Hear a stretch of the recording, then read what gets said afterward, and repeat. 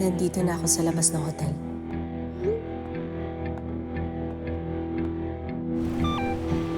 Pumasok ka, sabihin mo kay Miss Rima, alam na nila gagawin.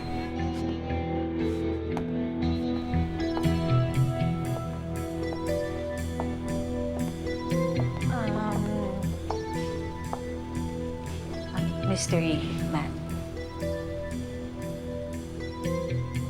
Thank you.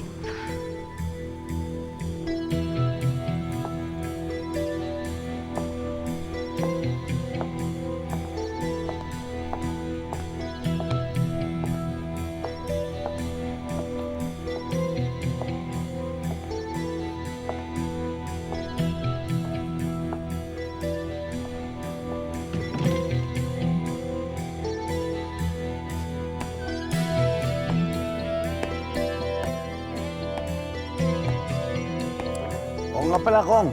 Yung napag-usapan natin as promised, yung 20%. Enjoy!